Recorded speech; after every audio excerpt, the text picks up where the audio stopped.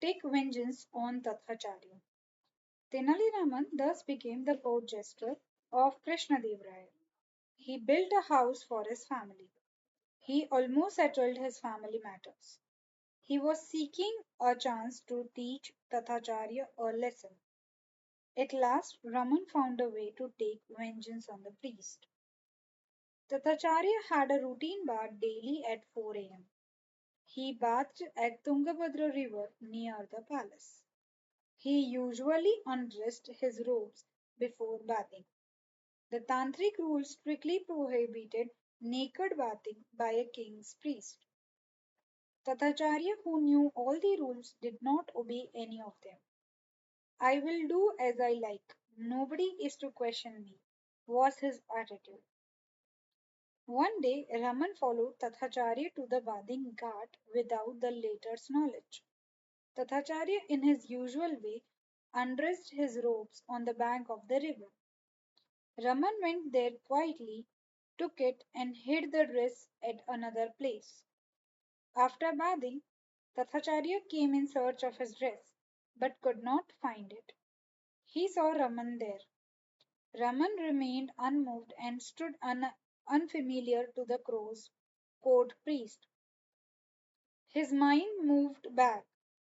It was the same priest who discarded me when I approached him at Vijayanagara, whereas I had nursed him at Mangalagiri, Raman thought.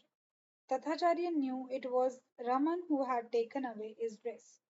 Hey Raman, kindly give me the dress, the priest begged. Tathacharya had to remain naked under the water all the time.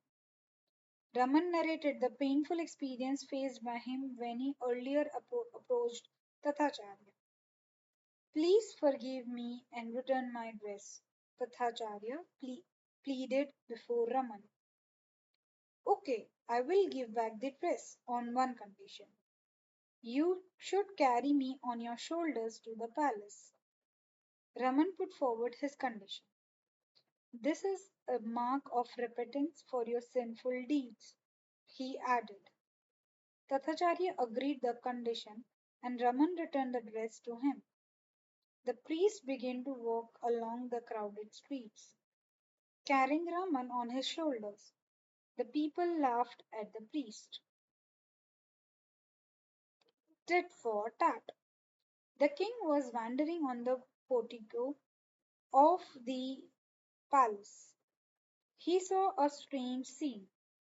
The revered priest was carrying Raman on his shoulders, like a donkey. Raman was booing. The people assembled on either side of the road laughed at the unusual scene. The king was unable to tolerate this. A respected priest like Tathacharya cannot be treated like this. The king called two of his soldiers and ordered, see a man carrying another on his shoulder. You bring down the man on top and beat him, and bring the other man here. Raman saw the king's gestures to the soldiers. He felt something wrong in it. He saw the soldiers coming from a distance. Suddenly, Raman got down from Tathacharya's shoulder and touched his feet as a mark of respect. You have carried me on your shoulder till now. Sorry. I will carry you similarly as a part of my regret, Raman said. The foolish priest felt proud and agreed at once and climbed on Raman's shoulder. Raman started walking.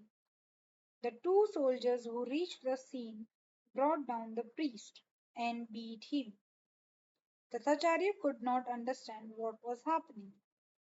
The priest remembered the scene in which his servants beating Raman when the latter visited his house.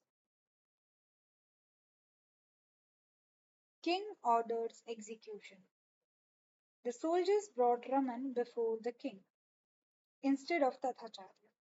The soldier didn't know the trick played by Raman. The king couldn't tolerate the arrogance of Raman. He is a devil. I had ordered to beat Raman and bring the priest. King said. It was the reverse that had happened. The soldier replied, we have done as per your order. When we reached the spot, We saw Raman carrying the priest on his shoulders, so we brought Raman here. We haven't done any harm to him. Raman was listening like a spectator. The furious king said, Raman has insulted a priest who is revered by whole citizens. This has in effect insulted me also. Take away this devil and behead him. After that, show the blood-stained sword to the army chief. The king could not control himself. Raman didn't utter a word. The soldiers took away the Raman outside.